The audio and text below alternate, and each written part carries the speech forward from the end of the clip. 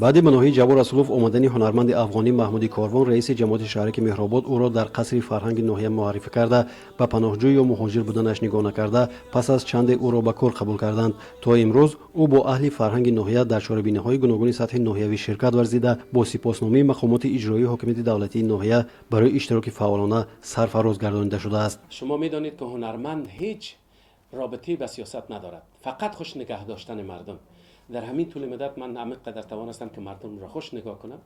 فقط درباره سیاست، درباره همه چیزا همه را کنار گذاشتیم. هنرمند بیرون از همه چیز است. درد وطن خود را گفتیم، درد ملت خود را گفتیم. من حیث یک افغان از دولت تاجیکستان به خصوص از جناب محترم پرزیدنت امام علی رحمان منتدار هستیم. تشکری زیاد میکنیم که برای ما زمینه را فراهم ساختن تا در اینجا ما زندگی کنیم و از مردم شریف تاجیکستان که برای ما بسیار منت میگذارند، ما را بسیار عزت میکنند و در پهلویش از همه ملت مردم تاجیکستان خوش هستیم، منتگزار هستیم که همینجا یک جا با هم زندگی میکنیم. ما خوش هستیم که هموطن هستیم، هم سرحد هستیم، هم زبان هستیم. این برای ما افتخار است. امین احساس بود که من زیاد سرودم در کنسرت ها در 30 سالگی در همه برآمد کردم. از این که من زیاد منتگزار رئیس جمهور هستم، به خصوص از خود جلالت ما من یک آهنگ در وصف از اونا اجرا کردم. امین را برای شما امین خلاصه میخوام اجرا کنم برای شما. ای دوستدار ملت، ای تشنه شهادت، ای دوستدار ملت، ای تشنه شهادت، در دیدگاه مردم تو سایه به عدالت، در دیدگاه مردم تو سایه به عدالت، فرزند نامدار تاجکان و خراسان، امام علی رحمان، امام علی رحمان، فرزند نامدار تاجکان و خراسان، امام علی رحمان، امام علی رحمان.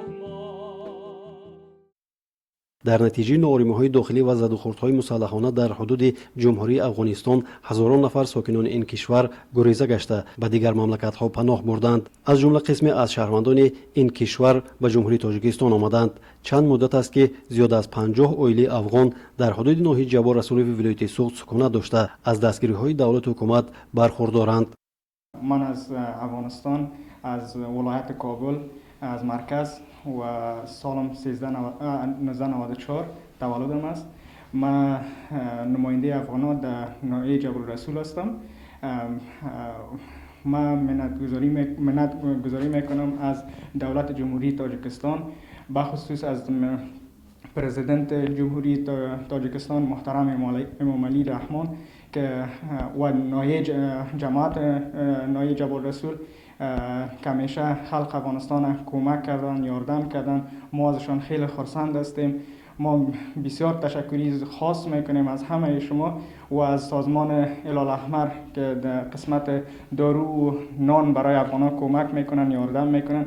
بسیار منتگزار هستیم، تشکری میکنیم. باعث ذکر است که مسئله کمک به گریزگان و پناهندگان افغان تحت توجه رهبریت عالی تاجیکستان خاصتا پیشوای ملت قرار دارد. در این سمت تشکیلات جمعیتی نیز در یک جایگی با شریکان خود کوشش به خرج داده ایستادند که از روی امکانات‌های موجوده کمک عملی خویش را رسانند. کورس‌های خیاطی کلان داشتم. در هر صنف 25 الی 30 نفر می بود. در هر روز 4 تایم بود که 80 نفر شود. درس می دادم، برش می کردم، می دوزیدم. در وزارت امور زنان هم کار کردم به حیث استاد خیاطی. زبان را کم کم می فهمیم، گپ زدن می تانیم، احکام تفهیم می تانیم. 2-3 نفر از امی صاحب خانه با ما خواستن شاگرد شوند، اما من تاجیک نمی فهمیدم، اونا دری نمی فهمیدن. مشکل من همین بود، من نوت می دادم، اونا نمی فهمیدن. این مشکل. اگر نه من اینجا کورس ایجاد می کردم، شاگرد می پذیرفتم که برایشان کمک کنم، اما نتوانستم. کسی ما را کمک هم نکرد. اگر می خواستم شاید شعلا کمک می کرد، اما جایم نداشتم، شاگرد نمی فهمد از زبان من. این مشکل. امروز در ناحیه جبار رسولوف تقسیمات مواد طبی و داروباری از جانب نمایندگان فیلال جمعیتی هلال احمر تاجیکستان صورت گرفت. مواد داروباری به نمایندگان کمک اولیه طبی سانیتری ناحیه سپاریده شد. کارمندان ساحه تندرستی ناحیه مذکور همه روزه از وضع سلامتی پناهندگان افغان از جمله کودکان خبردار بوده. نزدیک 90% گریزگان از سن 18 ساله بالا با واکسن ضد بیماری کووید 19 ایمونیزاسیون را گذاشتند. در صورت مشاهده یگان ناراحتی و یا شکایت آنها به بیمارخانه سفربر و از نظارت طبیبان گذرانیده می شوند. در حقیقتا حاضر در ناحیه ما زیاد از 50 اویله در ناحیه جایگیر می باشند. اساسا در جماعت دیهموی و شهرک مهرآباد می باشند. حاضر مهاجران با خانه نشست، با خوراکی و با موادهای داروباری ها تامین شده ایستادند.